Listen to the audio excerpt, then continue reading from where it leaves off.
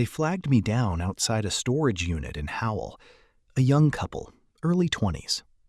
And behind them, on the curb, was a small pile of everything they owned in the world.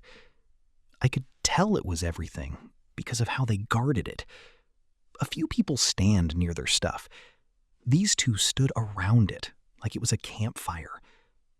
2 suitcases, 3 of those big blue IKEA bags, stuffed, a floor lamp with no shade, a cast iron pan sitting on top of a milk crate of books, a guitar in a soft case, and a houseplant, a real one, a big leafy thing in a chipped ceramic pot that the young woman was holding in both arms like a baby. The pickup was for a Grand Highlander, which is what I drive, because I have the room. They'd ordered the XL on purpose. Smart kids. They knew their pile needed the space. The guy came up to my window. "Hey man, I know it's a lot. Is this gonna fit? We can do 2 trips if we have to, but 2 trips is kinda," he laughed, "kind of our whole budget, honestly." I looked at the pile. I looked at my cargo area. I said, "We'll make it fit. Let's load it like Tetris." His whole face opened up. "You're a legend. Babe, he says it'll fit." The young woman, still holding the plant, called out, "I love you, sir." Just like that, to a stranger, because the plant was going to make it. We loaded the car. It took 15 minutes and a lot of negotiating. The lamp went diagonal, the pan went in a suitcase, the books went under the seats. The blue bags got crushed down and wedged. The guitar lay across the top of everything like a seatbelt. And the plant rode in the young woman's lap in the back because she would not hear of it going in the trunk. The destination was an apartment about 20 minutes away in Lakewood. Their first one. I figured that out fast. We pulled out. They were buzzing. You know the energy. 2 people who have been planning something for months and are finally actually doing it. They held hands across the back seat. The plant sat between them like a third person. The guy said, "Sorry about all the stuff. We've been saving for this place for like a year and a half. We were both living with our parents, different houses. We barely saw each other. Tonight's the first night we actually live in the same place." I said, "Congratulations. That's a big one." The young woman said, "We can't really afford it. I'll be honest with you. We did the math like 9 times. It's going to be tight, like ramen tight." The guy said, "Babe." She said, "What? He seems nice. He should know we're not rich. We're aspirationally rich." I laughed. The guy said, "We're rich in..." Okay, this is going to sound corny. The young woman said, "Don't say it." He said it anyway. He said, "We're rich in the stuff that matters." She groaned and put her face in the plant, but she was smiling. You could tell she'd heard him say it before, and she'd marry him again just for saying it. I drove. I listened to them plan their first night. They were going to get a pizza, the cheap one, the one from the place with the coupon. They were going to eat it on the floor because they didn't have a table yet. They were going to figure out the table situation eventually. They had 1 air mattress and a box of kitchen stuff and the cast iron pan, which had apparently been the guy's grandmother's and which he talked about like it was a Ferrari. "You can cook anything in a good cast iron," he told me. "Anything. Eggs, steak, well, when we can afford steak, cornbread. My grandmother made cornbread in that pan for 50 years. She gave it to me when she moved into the home. She said, 'You'll feed somebody you love in this someday.' And I'm gonna.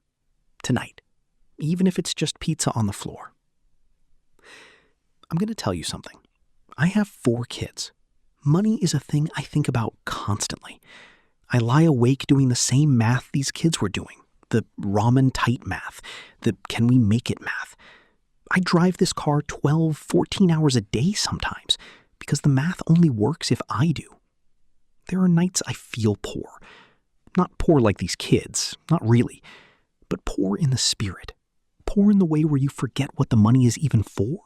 And here were these two, with one air mattress and a houseplant and a dead grandmother's frying pan, happier than almost any passenger I'd had all month. Happier than the people I pick up from the nice restaurants, happier than the ones with the good watches. We got to their building. It wasn't much. A 2-story garden apartment complex, the kind with the parking lot in the middle and the slightly tired landscaping. But to them, it was a palace. I watched the young woman look up at a second-floor window. Theirs, I assumed. And I watched her face. She looked at that ordinary window the way you'd look at the south of France. We unloaded. It took another 15 minutes. They wouldn't let me carry the heavy stuff. You've done enough, man, seriously. So I carried the lamp and the box of books while they did the rest, and we made a little assembly line up the stairs. When everything was up on the landing outside their door, the guy went to pay. He pulled out his phone, did the app, and then he stopped. He looked at the young woman. Some silent thing passed between them. He said, "Hey, can I... hang on." He dug in his pocket. He pulled out a 20. A single 20, folded soft. The kind of 20 that has been somebody's last 20 more than once. He held it out to me. I said, "No, absolutely not. You guys need that more than I do." He said, "Please, take it. You made tonight easy. You don't know what that's worth to us. We were so stressed about this, and you made it the easy part." The young woman said, "He cried in the storage unit earlier. Don't tell him I told you, but he did." The guy said, "I cried a little in the storage unit." I looked at that 20. I have a rule about not taking money from people who clearly need it. But I have a bigger rule, which I'd never put into words until that exact moment, which is, don't steal someone's chance to be generous. These kids had almost nothing, and they wanted to give a piece of it away, because giving it away made them feel rich. If I said no, I wasn't being kind. I was taking something from them. So I took the 20. I said, "Thank you. I'm honored. And listen, first dinner's on me, okay? Order the pizza, and when you do, this 20 is the pizza. I'm buying you your first dinner in your first place. Deal?" The young woman's eyes filled up. She said, "That's okay. Deal. Oh my God. Deal." The guy shook my hand with both of his hands. I drove away. In my mirror, I could see them standing on the landing outside their open door, surrounded by their pile. The floor lamp glowing through the doorway because they'd already plugged it in. The plant, back in her arms. Here is what I think about now. I think we've got the whole thing backwards. I think we believe that first you get the money, and then you get the life. First the savings, then the house, then the table, then the steak in the cast iron, then finally, someday, when it's all in place, the happiness. We treat joy like the last item on a long list, the reward you unlock at the end. Those kids unlocked it on day one, on an air mattress, with pizza on the floor. They didn't wait for the money to be happy. They were happy first, and they were going to build the money around the happiness, instead of the other way around. I don't know if they made it. The math was real. Ramen tight is ramen tight. Maybe they're still there, in that little apartment with a real table now. Maybe they split up. Young love is young love. Maybe they're rich now. Maybe they never will be. But I know that on one specific night, 2 kids who couldn't afford their own apartment found a way to buy a stranger's gratitude with their last $20 and turn it into pizza and call it the best night of their lives. And they were right.